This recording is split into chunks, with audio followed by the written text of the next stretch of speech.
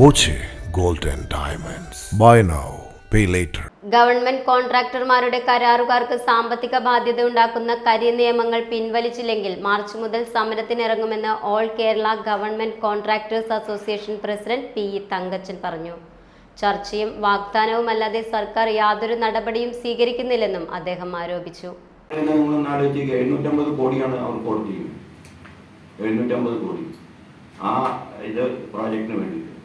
എത്ര വീടുണ്ട്? 400 വീട്. ഒരു വീടിന് 20 ലക്ഷം രൂപ കണക്ക് കൂട്ടി കഴിഞ്ഞാൽ 480 കോടി മതി. അവിടുത്തെ റോഡും സ്കൂളും ഹോസ്പിറ്റലും എല്ലാം വന്നാലും എത്ര രൂപ വരും? അപ്പോൾ അവിടെ നിന്ന് ഞങ്ങൾ കഴിഞ്ഞ ഒരു 5-6 മാസം മുമ്പ് നമ്മൾ പോയി കഴിഞ്ഞപ്പോൾ അവിടെ ഈ കുത്തി ഒലിച്ച് വന്ന ഭാഗത്ത് കല്ലും മണ്ണും നീക്കം ചെയ്യുന്നതിന് 195 കോടി അനുവദിച്ചിട്ടുണ്ട്. ഒന്നും ചെയ്തിട്ടില്ല. നിങ്ങൾക്കൊക്കെ പോയി നോക്കി അറിയാവുന്നതാണ്. പക്ഷേ ഈ 750 കോടി അങ്ങനെ അങ്ങോട്ട് മാറുകയാണ്. അവരുടെ വർക്കിന് യാതൊരു ഇതുമില്ല, ലൈബിലിറ്റിയിലോ ഒന്നുമില്ല. അവരുടെ എല്ലാ കാര്യങ്ങളും അവരുടെ തന്ത്രം എന്താണെന്ന് വെച്ചാൽ അവർ വർക്ക് കോൺട്രാക്ട് എടുക്കും. അവരൊരു വർക്ക് കോൺട്രാക്ട് എടുത്ത് കഴിഞ്ഞിട്ട് അവർ ആ എസ്റ്റിമേറ്റ് റീകാസ്റ്റ് ചെയ്യുക. ഞങ്ങൾക്കത് സാധിക്കില്ല. ഞങ്ങൾക്ക് ഇപ്പോഴത്തെ നിയമപ്രകാരം റീകാസ്റ്റ് ചെയ്യണമെങ്കിൽ പല നൂലാമാല കേസുകളുണ്ട്.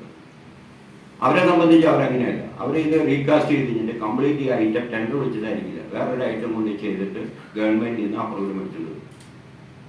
സാധാരണപ്പെട്ട ഒരു കരാറുകാരനുണ്ട്. ഇപ്പം നിങ്ങൾക്ക് തന്നെ ഇപ്പോൾ മലമ്പുഴ അറിയാം, ഒരാളെങ്കിലും ചെയ്യണം. നിങ്ങൾക്ക് കണ്ടിട്ടില്ലേ?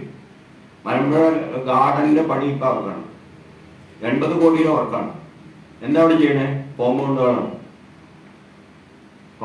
അവിടെ ചെയ്തുകൊണ്ടിരിക്കുന്നത്.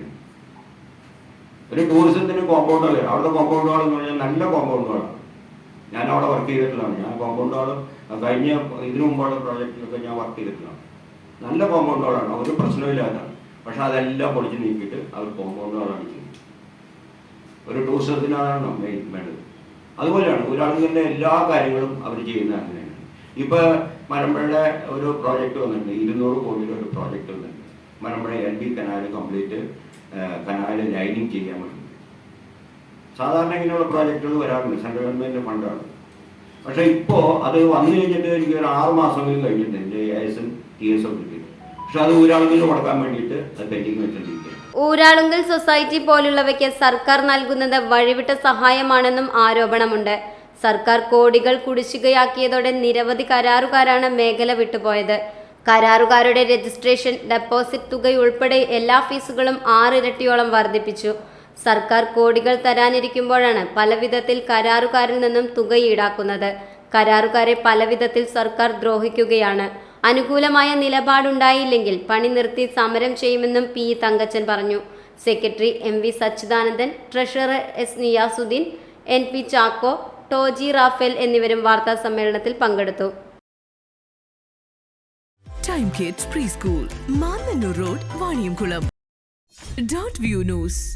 കാഴ്ചകളാണ് ലോകം, കണ്ടു തുടങ്ങുക.